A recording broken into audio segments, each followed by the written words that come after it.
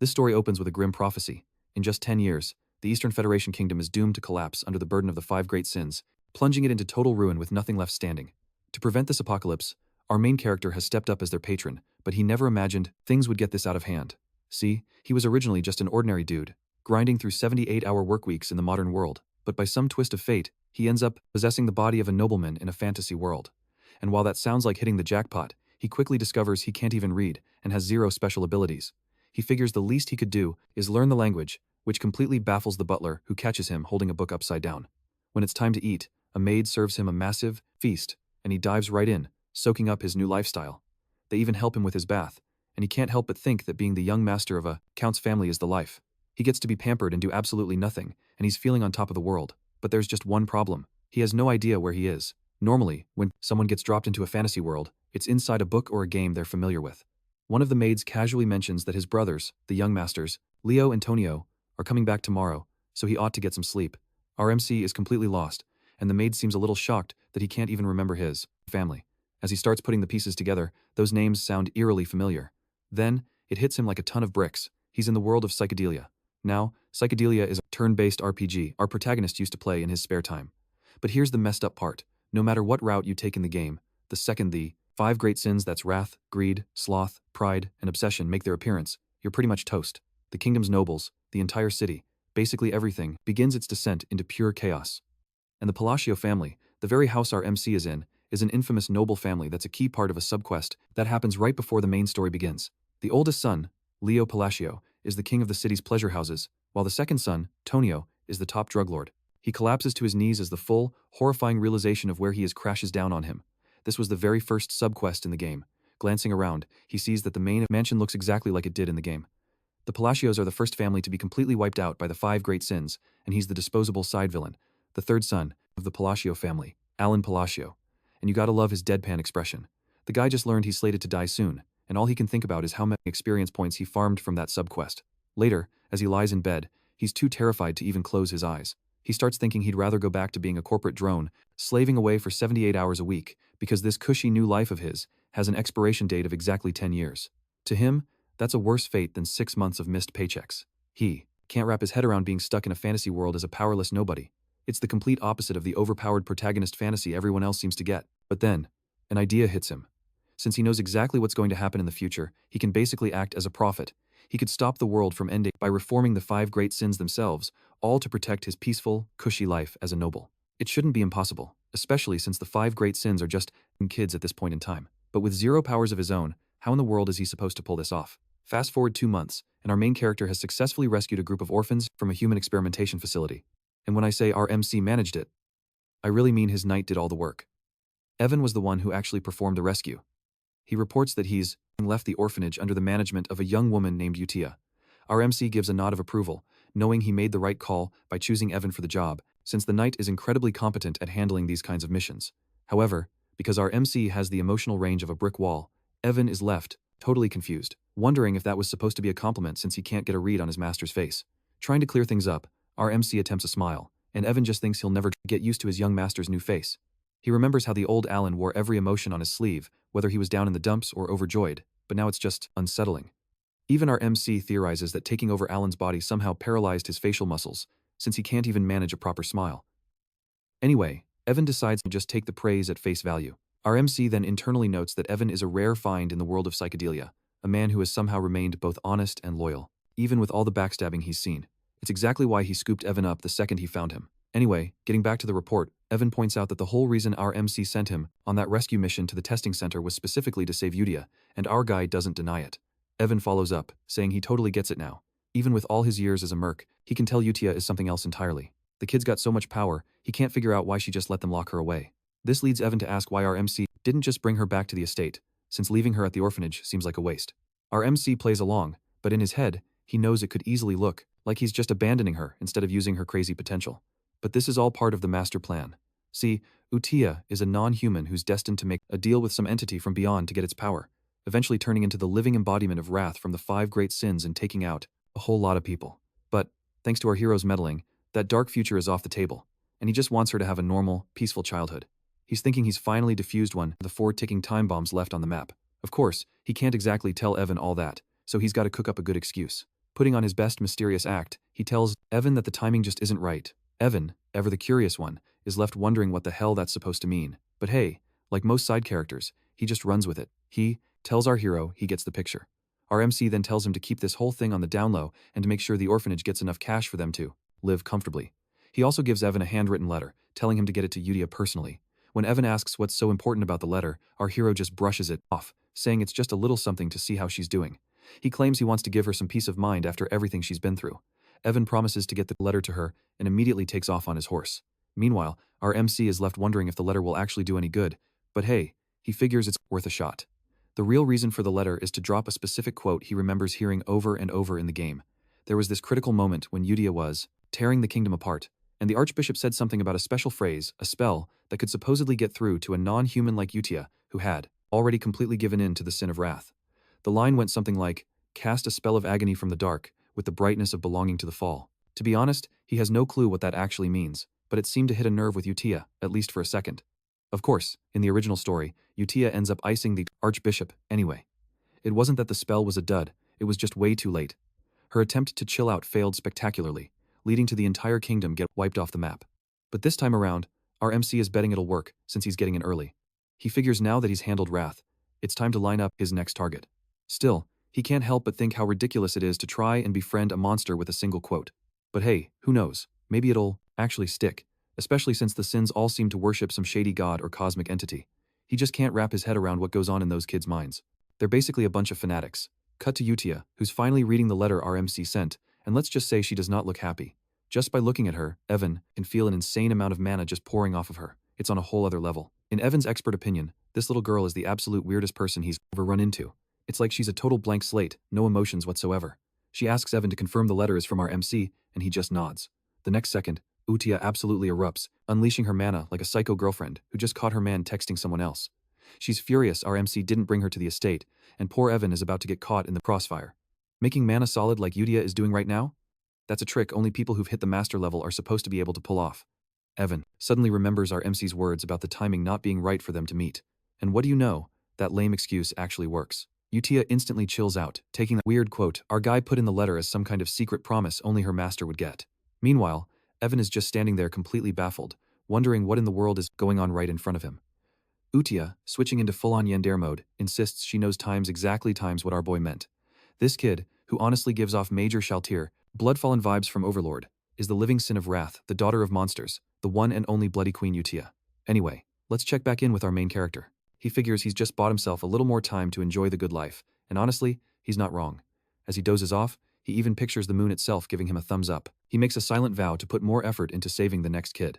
Then we get this sweet little bonus scene of him placing a primrose flower on his bed before drifting off to sleep. He thinks all he really wants is a long, chill, and lavish life. Is that really asking for the world? Over in the Astria Kingdom, there's a custom of putting primrose flowers on the wounds of the dead during funerals, which pretty much spells out that our boy is royally screwed. The following day, our MC is in the library, where books are practically raining down on his head, like they're trying to boot his non-reading butt out the door. He's trying to dig up clues about the third sin, which are basically landmines waiting to go off, but the whole process is just a massive headache. Evan comes in to report that they've successfully rescued the second child, thanks entirely to our boy's inside info on her location. Our MC asks if Evan made sure they treated the kid with kid gloves, and Evan confirms they did, explaining that after pulling her out of that shady slave market, they were nothing but gentle. But before he can get the whole story out, the library door gets kicked clean off its hinges, sending both of them tumbling. The culprit is none other than Tonio, the second son of County Palio. He immediately starts laying into our MC, sneering about why a guy who can't even read is holding a book. I gotta love our MC's defiant glare, though. He's totally unbothered. As Tonio dials up, pressure, demanding some answers, our MC is just thinking what a pain in the neck this guy is. He even wonders how the original Alan would have dealt with this kind of crap. Honestly, a part of him wants to throw down, but it just seems like way too much effort. So, he decides to play it cool, telling Tonio that since he obviously wants the library, he'll just get out of his hair. Thinking he's totally owned our MC, Tonio grinds his boot onto his head with a smug grin. But right then, a dagger zips past and slams into the wall, as another tough guy walks in, telling both Tonio and our MC to keep it down. This newcomer is Leo Patio, the first son of the county. While these two morons start bickering, our MC takes the chance to literally crawl away. He thinks back on how in the game, the Patio County was wiped out right after the first side quest, but he's realizing now their power and influence are way bigger than he ever imagined. So, what's really going on is these two dirtbag brothers are fighting to see who'll take over the family. The first son is a big shot in the underworld, basically the king of the night trade, while the second son is running a massive narcotics empire, making him the so-called drug king. While these two clowns argue, our MC knows he can't get tangled up with either of them if he wants to keep living his cushy, high-class life. I seriously love this MC. He just straight up crawled away while his brothers were ready to kill each other, and Evan just tagged along like it was just another Tuesday. While Evan straightens his hair for him, our MC swears he's going to live a blissful life as a useless and powerless illegitimate son. A short time later, Evan mentions that the second kid they saved didn't seem like a normal child, either. Looking at his lazy master lounging in front of him, Evan can't help but wonder how a guy like this could possibly know about the underground slave trade and the secret biological experiments going on across the kingdom. It's making Evan question everything he knows. He looks at his seemingly foolish master and thinks it must be tough for him to keep up the act around his brothers, all while our main character is just complaining about being tired. Anyway, Evan then wonders why he sent the second child to the orphanage. Our MC, on the other hand, knows this second kid is far from ordinary. In fact, this one's on another level entirely. Inside the United Kingdom, which is a collection of several nations, the main one is the Callian Kingdom, which is where the second child they rescued from the slave market is from. This kid, or to be more precise, the second boss of Psychedelia, is a guy named Dees McCallion. After being sold and abused as a slave, he eventually became the embodiment of one of the 5 sins, the sin of sloth. He then proceeded to tear the kingdom apart in the most gruesome ways you can imagine. This particular storyline left tons of players totally stunned by Psychedelia's sheer brutality, especially given his title. The sin of sloth was actually famous for being a relentless workaholic who always paid his debts, and wrongs him over and over again. That's exactly why our MC hammered it into Evan that Dees needed to be treated with kid gloves. The sheer brutality of Dees' fights in the game were so intense. Our MC still gets chills just remembering them. Playing it cool and mysterious, he tells Evan that he sent the blank, or second child to the orphanage because the timing wasn't right. Evan just buys it, saying he figured as much. Then he asks if the letter our MC sent to Yudia was about this second child. Our MC plays along and says yes, but we get to see what he's really writing. Turns out, he's just whining to Yudia about his older brothers giving him a hard time. Seriously, this dude is hilarious. Gotta love him. Anyway, in the letter, he pretends he told Yudia to look out for the second child, who's feeling a little down. And you know, he's not entirely wrong. Dees could seriously use some R&R to get his head straight. Meanwhile, over at the orphanage, Dees is trying to lay low, hiding all the cuts and bruises covering his body. Yudia walks right up to him and asks if he's broken. She wonders if that Black Goat organization did this to him, and just hearing the name makes Dees flinch. That's when Yudia flips her Yander switch and starts going on about how even though he's damaged goods, he's still been chosen. She congratulates him on being picked by the Blue Moon, which is their little nickname for our main character. Looks like Yudia is building some kind of crew with our MC as the big boss, and she promises Dees that if he plays ball and stays loyal, he'll get his shot at payback. Hearing that, something inside Dees awakens his own magic, or maybe it's something like the authority of sloth from RE0, starts bubbling to the surface. With that deal sealed, Yudia decides to write her first reply to our MC's letter, and for some reason, she is way too hyped about it. Meanwhile, back at the estate, our guy is buried in books at the library, trying to find any clue on how to track down the third child. Right then, Evan bursts through the door, yelling that they've got a huge problem. He drops the bomb that the second young master of the Palashio family is dead. Our MC, who was totally expecting this, was still shocked by how fast it all went down. The funeral happened almost overnight, but the real jaw-dropper was the total lack of grief. Their own father even showed up with a couple of ladies of the night on his arm. Seriously, our MC was floored. Bringing that kind of company to your own son's funeral is a whole new level of messed up. He always knew this family was twisted, but this was just insane. He couldn't help but think that this story really is a dark fantasy through and through. Anyway, moving on. Our MC realized that Tonio's so-called accidental fall didn't quite match what he remembered from the game. In the original story, Leo had a total meltdown after taking out his brother, screaming about how he was finally the sole heir. But this time, Leo is literally smirking over the body. It's like, dude, at least times to fake it a little. Regardless, that wasn't our MC's circus to manage. His main goal was still dealing with the whole 5 deadly sins situation. Fast forward 1 year, and the succession drama is over, with Leo taking charge of Tonio's special merchandise business. Things in the county actually calmed down a lot. In the meantime, Yudia and our MC had become full-blown pen pals, writing back and forth all the time. Our guy figured that staying on her good side would pay off later. Yudia kept him updated on how the other kids were doing, which brought a smirk to his face since they were shaping up nicely. She also sent over the monthly sponsorship list, which caught our MC's eye, because the numbers were getting pretty big. He started to wonder what was up with that. But Evan, who was too busy chowing down, just pointed out that while it was weird, it was a good kind of weird. Then, Evan finally dropped the news our boy had been waiting for. The intel he needed had been found. They even got a call from the Information Guild confirming it, which was a massive weight off our MC's shoulders, since it was about that ancient book on the third child. This meant he could finally deal with that ticking time bomb, and the thought just filled him with pure joy. Everything was finally falling into place, and our MC was just kicking back and enjoying a quiet evening. Meanwhile, on the other side of the country, at a distribution hub called Margot, A few of Leo's goons were bragging about how generous the new head of the Palashio family was, always hooking them up with huge bonuses. Thanks to him, their little operation had ballooned to a few hundred members. But what they didn't know, had a feeling that number was about to tank. What they saw next was a scene of pure, unadulterated horror. Most of their members were suddenly turning on themselves, screaming that they had no control over their own bodies. It was like they were puppets on a string, forced to become their own executioners. The masterminds behind this nightmare were none other than our MC's children, Utia and Deus. With his thread magic, Deus wiped them out all by himself. Turning to Utia, he asked if there was really any point in taking out these chumps. Utia, however, shot back, questioning if Deus actually felt any pity for them. He made it clear he didn't, especially not for guys who exploited human lives to manufacture their illicit concoctions. He figured this had nothing to do with his own quest for revenge. But Utia, unleashing her known magic, explained that this was all essential for their master's return. They were basically just clearing out the trash in the county so that when our MC stepped up as the rightful heir, his path would be clear. With a majestic grin, she mused about how they couldn't possibly let the place look so shabby for his arrival. Dees replied that he understood. But honestly, what did he really get? They were totally treating our MC like Ains from Overlord and Sid from Eminence in Shadow. Using her magic, Udia burned a massive symbol into the ground. And as they flew off in style, she declared that everything was unfolding according to his will. A massive surge of mana erupted, leaving a crescent moon scorched into the earth. As Udia added that they were the blue moon, destined to become his sword. Now, that's giving off some serious Eminence in Shadow vibes. It's been 2 years since our main character and Udia started writing to each other. And during that time, Evan has been working tirelessly to track down the other sins. Looking completely wiped, he finally collapses onto the grass, where our boy's magic seems to instantly revive him. Evan shares the good news. They've successfully located the 5th child and sent them to the orphanage, which really hits our MC right in the feels. Even though he can't show on his face, he explains that over the past 2 years, he's managed to save all 3 of the remaining children, meaning he's now rescued all 5 sins. To celebrate Evan's hard work, he treats him to some delicious cake and sweets, while also mentioning that finding the sin of greed, the 3rd child, was a bit of a challenge. After making Evan put in some overtime using his game knowledge, everything eventually worked out. He gives Evan props for a job well done. And, now that the mission is complete, he can finally take a breather. Evan asks if this means all the orphanage duties are wrapped up, and our MC confirms it. Evan lets out a huge sigh of relief, but then asks why our MC doesn't seem happier about their big accomplishment. Our boy insists he's totally thrilled, but Evan points out that he doesn't look it one bit. Our MC tries to defend himself, claiming he's smiling right now. And we even get a close-up of his mouth, only to see that this dude is not smiling at all. You couldn't even call it a smirk. But Evan, who's used to this by now, just rolls with it. As they walk, our MC thinks about how he never expected things to go so smoothly. After all, the big bosses of Psychedelia originally became the 5 great sins because of their traumatic pasts.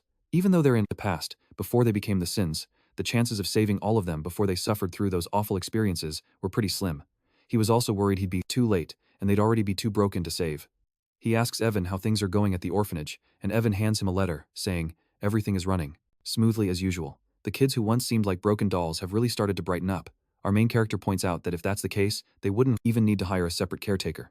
That said, he's surprised Utia is doing such a fantastic job with the orphanage. He wonders if her own background has something to do with it. In the original game, she was supposed to feel a sentimental connection to that place. This leads him to comment on how Utia is actually nice in her own way, but Evan quickly tells him to just read the letter for any important updates.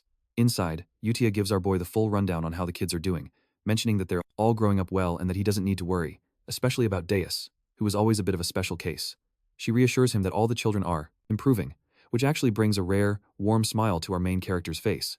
He says that he's just happy they're all growing up healthy, but deep down, he wonders if the environment is really the key factor at an orphanage, since these kids are thriving. Anyway, Evan finally asks the big question, when does he plan to meet them? What about those kids?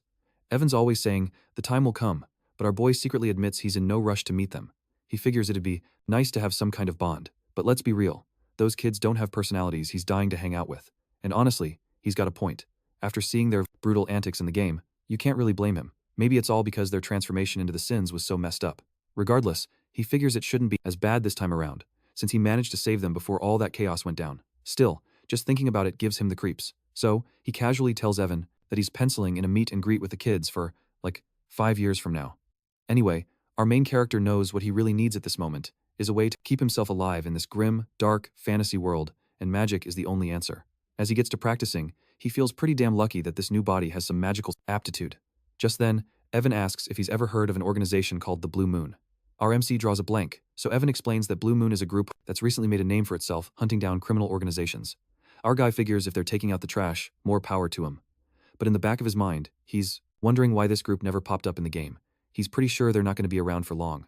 But then Evan playfully points out that our MC should be terrified, since Blue Moon's whole MO is taking out nobles, a fact that sends a shiver right down his spine. I gotta say, the chibi panel of our MC telling Evan that, just to be safe, he needs to start bunking next to his room is priceless.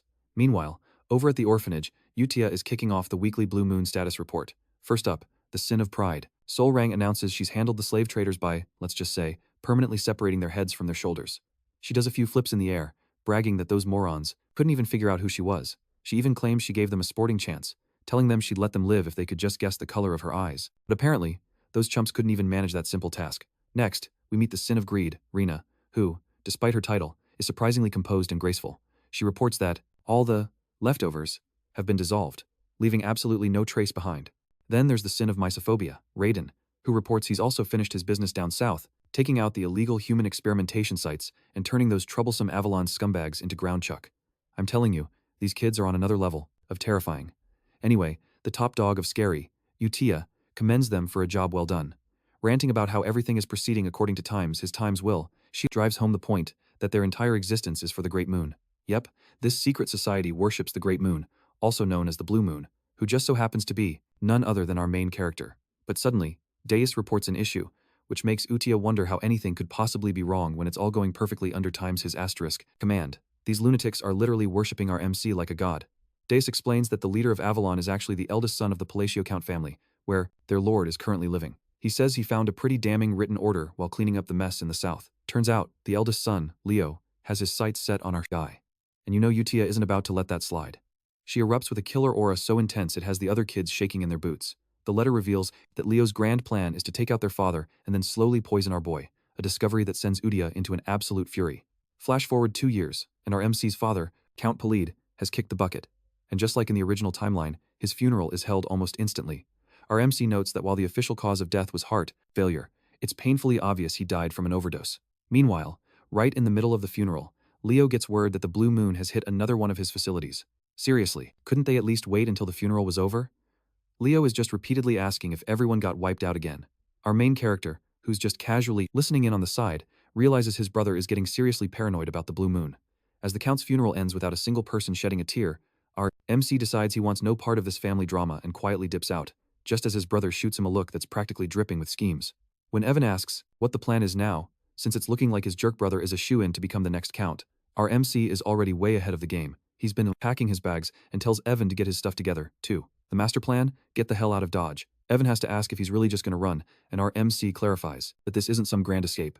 They're just heading downtown to keep a low profile for a bit. When Evan asks if he's talking about the town of Rodmill, our guy confirms it. He's had his eye on Rodmill for a while, seeing as it's a small town south of Paleo, making it the perfect hideout. Besides, his timing is impeccable, especially since Leo has been giving him some seriously creepy stares. Once they get to Rodmill, our MC actually starts to enjoy himself, even whipping up some delicious-looking toast, while Evan just rolls with it like this is all perfectly normal. But a mere 3 days later, their peaceful little life gets shattered when our MC is forced to head back home for his brother's funeral. He can't believe he's back this soon. According to the original game, Leo wasn't supposed to die yet. The cause of death was a blade straight through the heart, which leaves our MC wondering who in the world could have done something like this.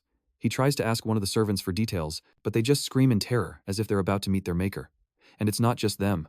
All the servants are acting super strange, being overly apologetic, and treating him like he's some kind of mob boss. He can't help but wonder what the hell is going on with these people.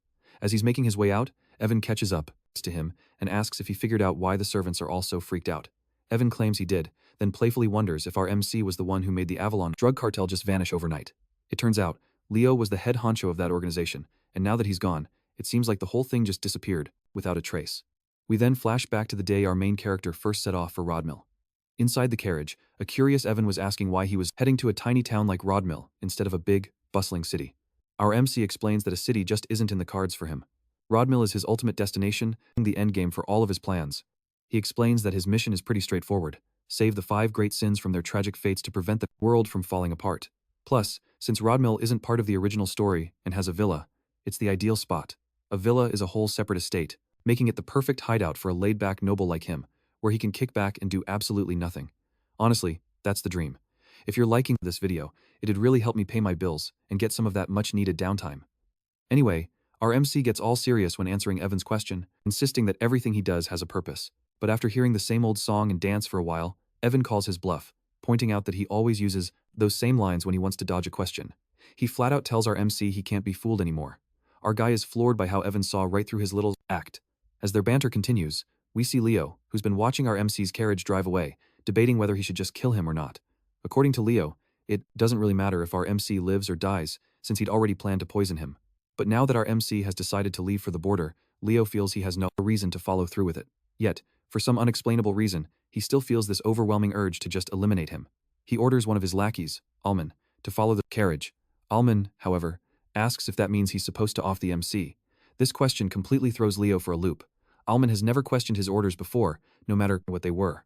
He usually just follows them without saying a word. So for him to speak up like this is more than a little odd. Leo reminds Alman that his job is to obey him. But before he can even finish his sentence, Alman lunges at him, driving a blade straight through his heart. A shocked Leo screams out, demanding to know why Alman would betray him like this. But Alman simply replies that he enjoys playing war. We soon discover that Alman is actually a member of the Blue Moon organization, and his real name is hidden. He explains that they've all been taught a specific creed by Blue Moon. Since Blue Moon is essentially our MC's personal sword, it only makes sense for them to act according to his wishes. However, if anyone dares to threaten the Great Blue Moon RMC, they're allowed to take matters into their own hands, meaning they have permission to eliminate the threat. Hidden reveals he's been waiting for Leo to give the order to kill their lord, and he can't believe it took 2 whole years for that to finally happen. Leo tries to argue that his subordinates won't let Hidden live, but Hidden counters that with Leo's death, the entire organization will be wiped off the face of the continent for good. Looking down at Leo's lifeless body, Hidden can't help but comment on how unfortunate this all is. Had Leo not made a move against their great master, he might have stuck around for a few more months, maybe even years. But back in the present, our guy is living it up, enjoying his dream life in the quiet town of Rodmill. He's waking up whenever he feels like it, chowing down on amazing food with Evan, basically living the high life like a real noble. But of course, fate had other plans. His whole peaceful setup gets blown to pieces the moment a letter arrives. It's an official request for him to take over as the new head of the family. And just like that, his 4-day vacation from reality was over, forcing him back to the Palashio estate. But something was definitely off. The maids and the rest of the staff were all acting super weird around him. He couldn't shake the feeling something was up with their bizarre behavior. That's when Evan jokingly asks him when he became the shadow leader, which left him totally confused. It finally clicked that this whole mess was because of the sketchy circumstances surrounding his brother's demise, the very thing that landed him in this spot. And in his typical over-the-top fashion, he starts bawling, begging Evan to help him and figure out why everyone was painting him as the bad guy. Evan laid it out plain and simple. Since he had the most to gain, it was only natural for people to think he had a hand in his brother's unfortunate accident.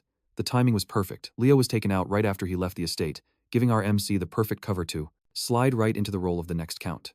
As he realized how badly his plan to dodge this whole situation had backfired, a wave of pure frustration hit him. But Evan tried to cheer him up, pointing out that with the narco syndicate, Avalon, completely dismantled and his brother out of the way, he was basically in the clear.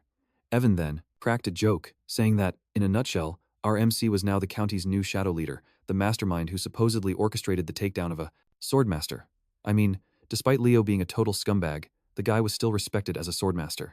Our MC started to wonder where you'd even begin, since he couldn't name a single organization that could eliminate a major underworld player that fast.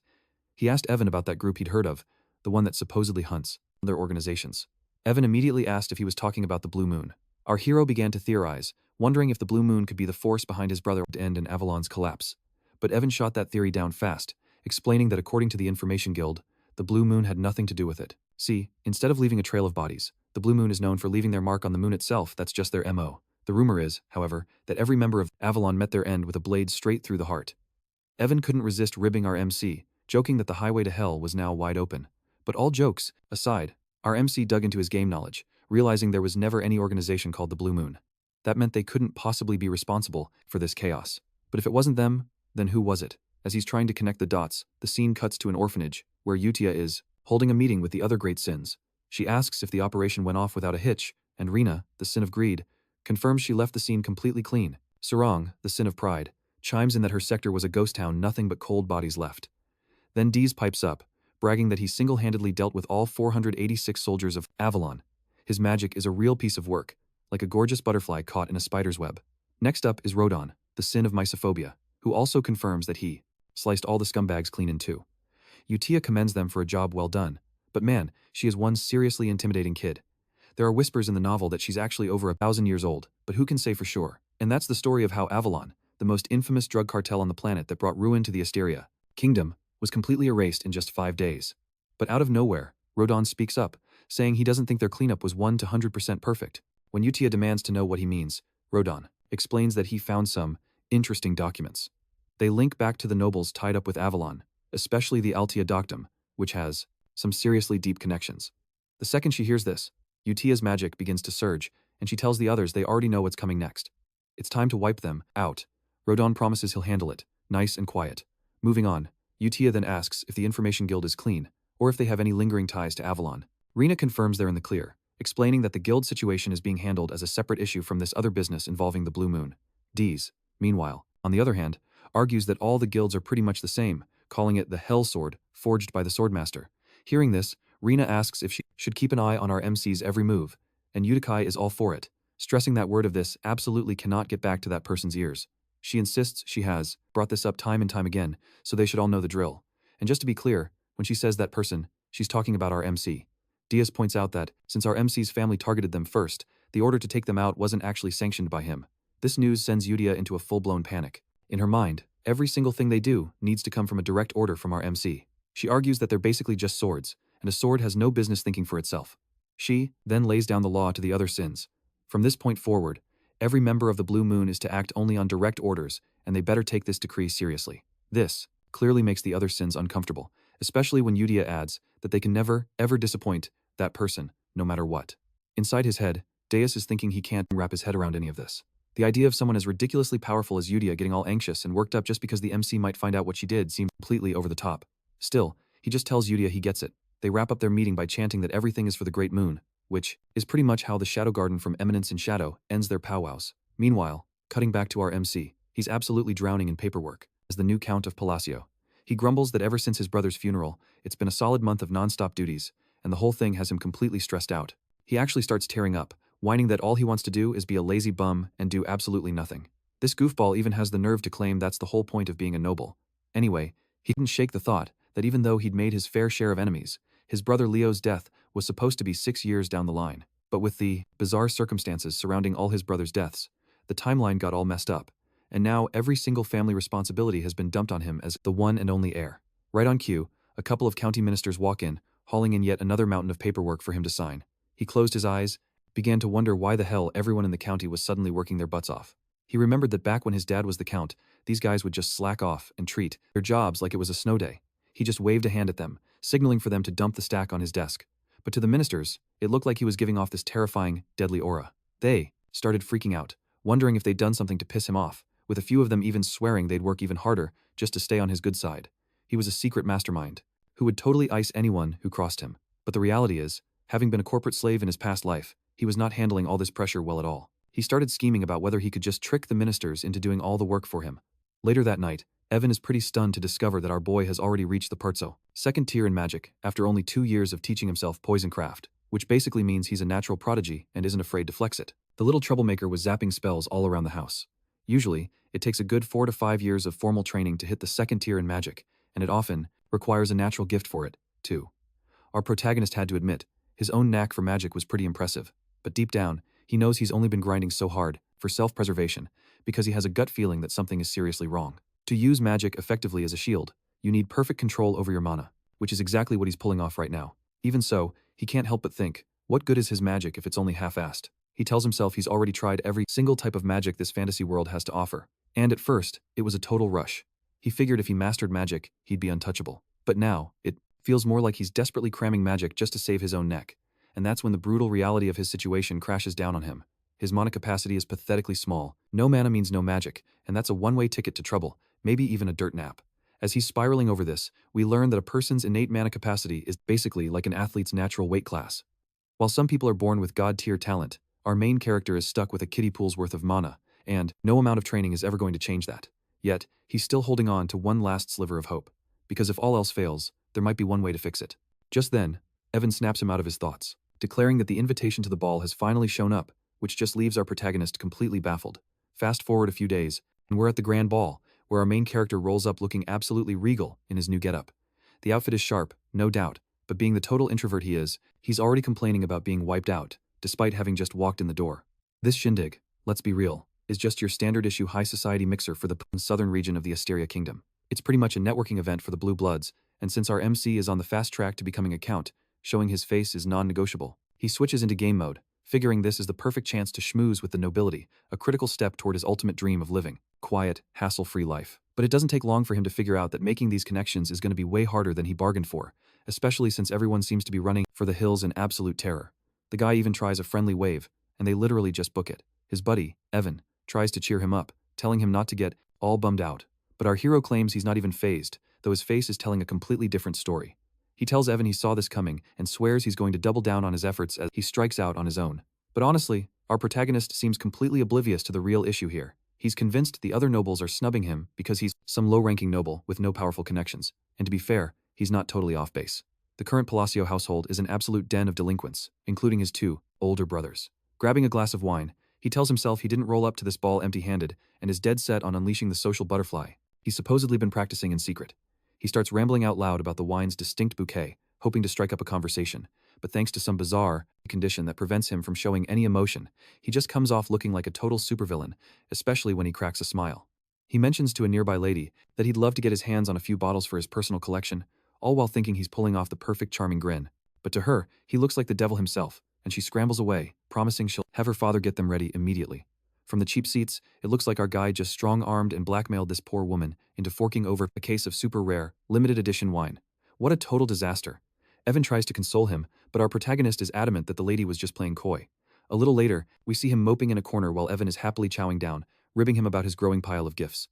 Turns out, the whole wine fiasco wasn't a one-time thing.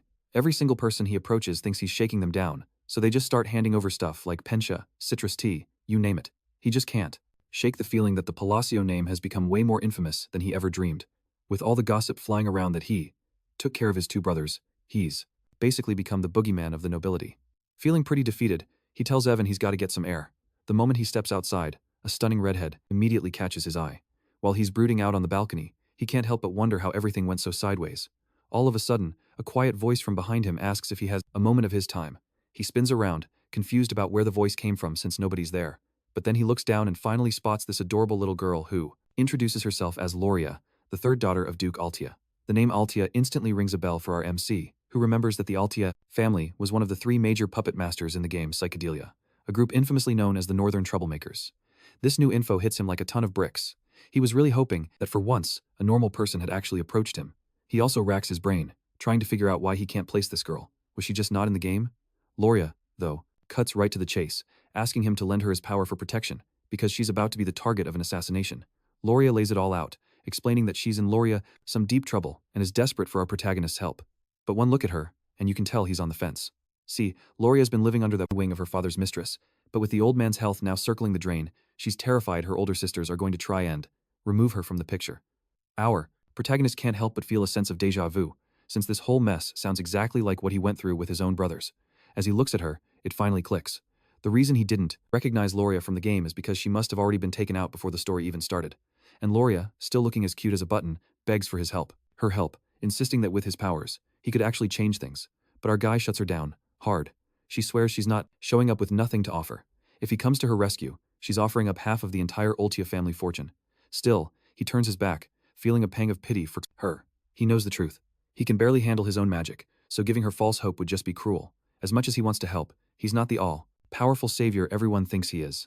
As he walks into the party, the image of Loria's heartbroken face sticks with him, making him feel like dirt. He silently wishes her luck before heading inside.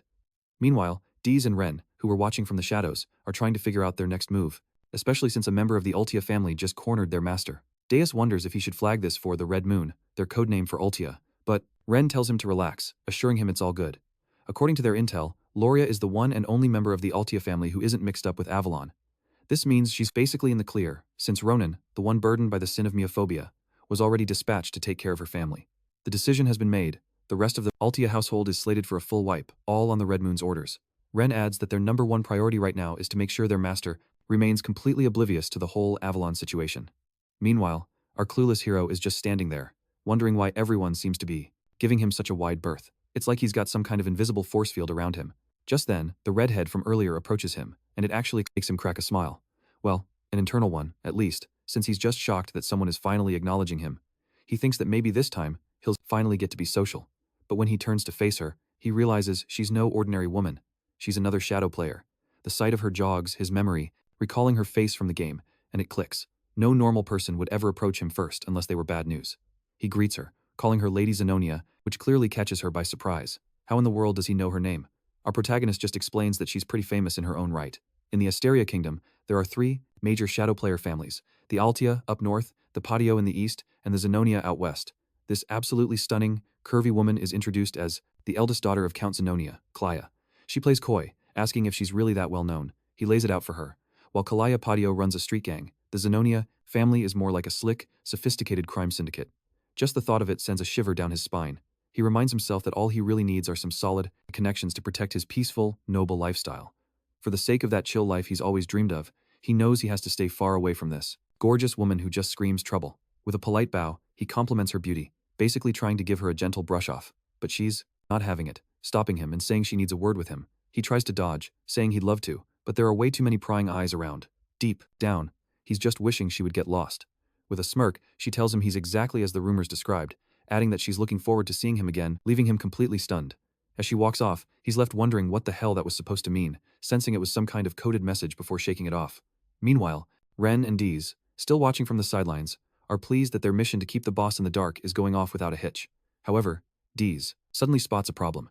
Looking out the window near our hero, they notice someone has been tailing him for a while, and they immediately spring into action to handle the threat. The next day, our protagonist and Evan are deep in a forest, with Evan asking if he's really sure this is the canyon he's been searching for. Evan points out that it's high noon and the sun is blazing, yet the canyon is unnaturally dark. Our guy, however, isn't paying that any mind. He's just over the moon that he's finally found his real objective.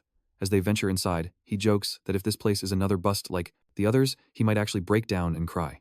But one look at the symbols on the walls, and he knows this is the real deal.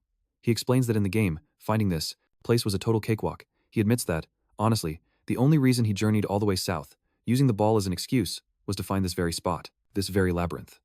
It's known as the Labyrinth of Whispers, and if you can solve the riddles in all 8 of its rooms, you'll get your hands on a powerful artifact, the exact prize he's gunning for. He claims he's already memorized every route and puzzle this place has to offer. Finally, he stands before a massive door, and as he takes it all in, he admits that seeing the labyrinth's entrance in person is just breathtaking. It feels infinitely more real than it ever did in the game. Back in the game, he'd conquered this labyrinth countless times. Evan, on the other hand, is just confused, asking how our protagonist even knew this place existed. Our hero, without thinking, blurts out that he's been here a bunch, leaving Evan completely baffled by what he's hearing. Realizing he just said too much, our protagonist quickly plays it off as a joke and says they should head inside. Once they do, they run into some monsters and giant golem hands that could easily snap them in half. Evan wonders if these things are part of the riddle, guessing that if our hero gets it wrong, those giant hands will show zero mercy. But our guy, totally unfazed, just starts solving the puzzle, leaving Evan to wonder how he stays so calm in such a messed up situation. Evan thinks about how they've been together for 4 years now, and he still doesn't understand his master one bit. The guy does things like saving orphans, paying off random debts, and helping free slaves, not to mention delivering messages that seem totally pointless. Yeah, in Evan's book, his master is a complete weirdo. Still, watching him solve the riddles this easily makes Evan question how it's even possible. This guy has barely ever left the estate, yet he seems to know this labyrinth like the back of his hand.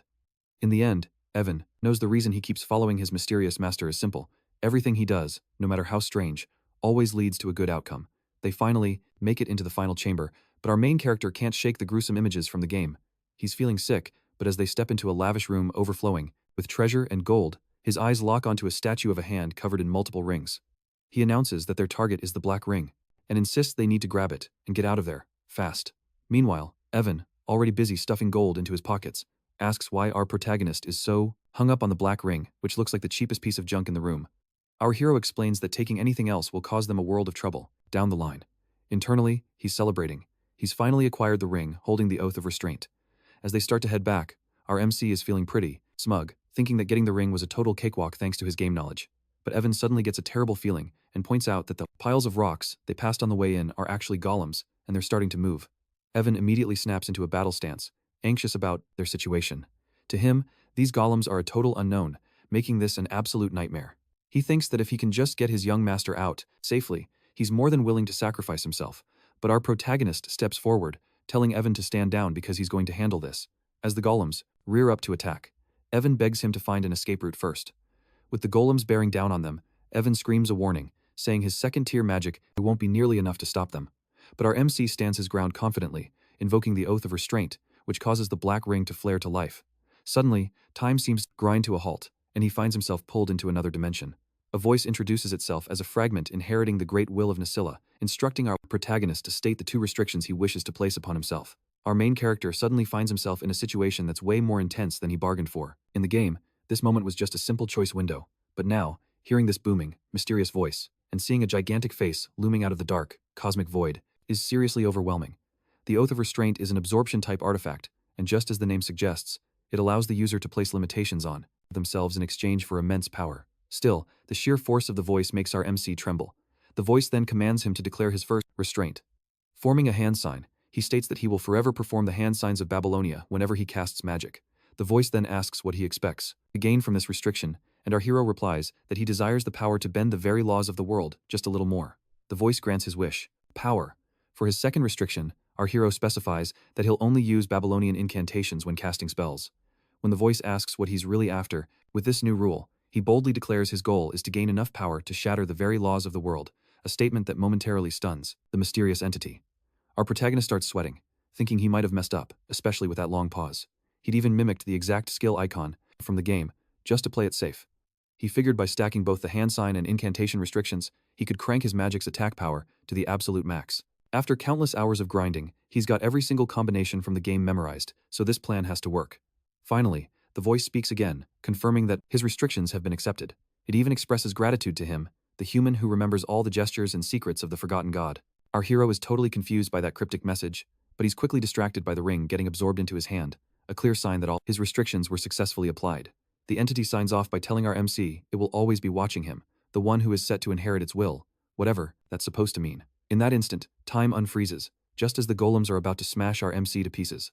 Evan desperately tries to reach him, but our hero, completely unfazed, starts casting his spell. He can't help but let out a small laugh, thinking about how awesome this spell looked in the game, but now, thanks to his tiny mana pool, it's pathetically small. As he gathers the energy in his hand, he figures that, no matter how hard he tries, this is probably his limit. Well, now's the perfect time to test out his new restrictions. And I have to admit, his magic looks majestic, though maybe it's just the stance. Anyway, he begins to chant, the first word being refraction, which causes his magic to take form.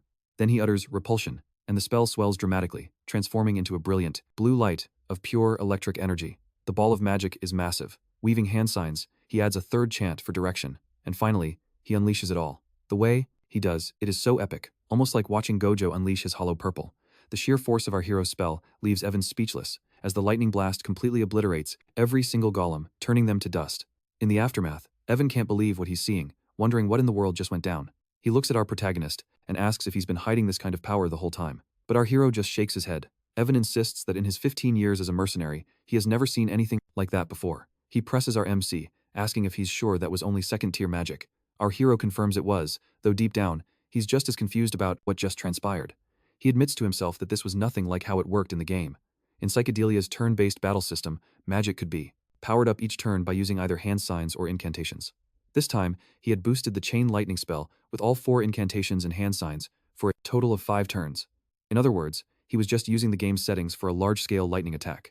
However, thanks to the oath he just swore, he was forced to use both hand signs and incantations for all his magic, meaning his spells were getting buffed repeatedly. Even so, our protagonist felt the second-tier spell he just used was a little over the top.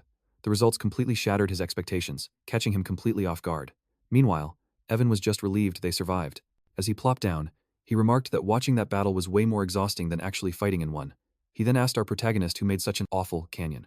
After a moment, our hero remembered that the Maze of Whispers had a different name in the game. The map's layout and the strategy guide were posted all over the community website, where it was known as the Maze of Paladon. He told Evan that some guy named Paladon was behind the whole thing, but Evan was too exhausted to even register the information. I gotta say, I love this duo. Our protagonist then pulled Evan up, saying they needed to get home because he had something he wanted to take care of as soon as they got back.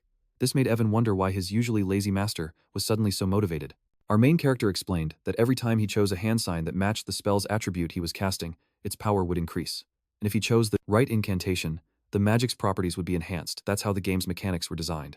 The only real difference was that, unlike in the game, a game where the graphics were static and only the stats climbed, in this world, the spell's form actually morphed with every chant, but he suddenly starts to wonder if this is a unique perk just for him, especially since he's a natural at mana manipulation. He figures he'll have to run some tests once his mana is back to full. For now, though, he's just glad things didn't go south.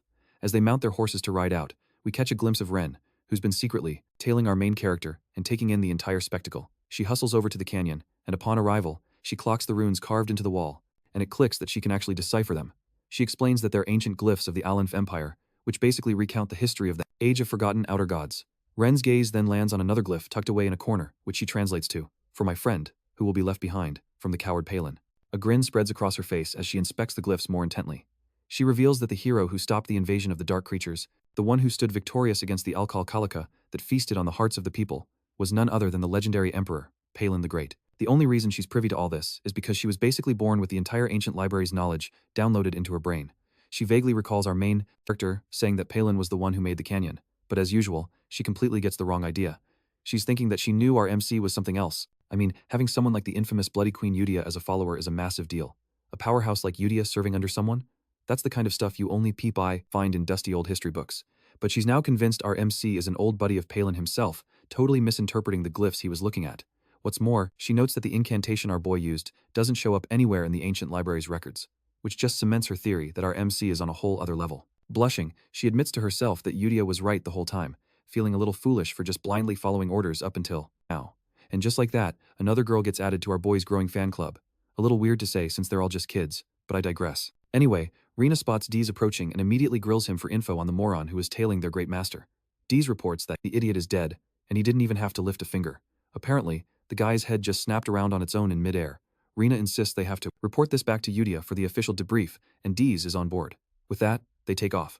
Meanwhile, over in Zenonia County, Lady Kalia is casually sipping her tea, mulling over how our main character is exactly as the rumors described, noting his ice-cold, emotionless face and those eyes as deep as the abyss. But what's really bugging her is that he called her famous. Count Zenonia is powerful and well-known, sure, but for our protagonist to call her famous when she actively avoids the social scene is highly suspicious. See, the real tea is that Kalia is the true puppet master here, using dark magic to control her own father, the Count, making her the secret head of the family. So when our boy called her famous, it sent a chill down her spine, making her think he's onto her secret, which is terrifying because absolutely no one is supposed to know she's turned her dad into her personal marionette. She remembers how our protagonist warned that there were too many eyes on them, which she completely misreads as him, knowing she sent a spy after him. Talk about a classic misunderstanding. This is straight out of an Eminence in Shadow episode. Suddenly, Kalia gets a summons from a servant who tells her there's a major problem. She demands to know what's up, and the servant insists it's something she needs to see with her own eyes. When she rushes to her room, she finds the very same spy she sent after our main character, dead on the floor. The servant reports that since the magical seal on the body wasn't triggered, it means he didn't spill any secrets before he kicked the bucket. But Kalia immediately realizes that whoever took out her man must have deliberately left the body in her room as a message. Furious, she starts racking her brain, trying to figure out how in the world our main character knew she was the one who sent the tale. And just like that, our poor MC gets caught up in yet another massive misunderstanding. And with that epic cliffhanger, we've reached the end of today's recap. If you're still here with me, smash the word snow cone down in the comments. It's a little shout out to the real ones who stuck it out to the very end. And hey, hitting that like button really helps the channel grow. And subscribing guarantees you won't miss the next part of this twisted saga. Thanks again, and make sure you dive into this one next. Music. Alright, let's get right into it. Music.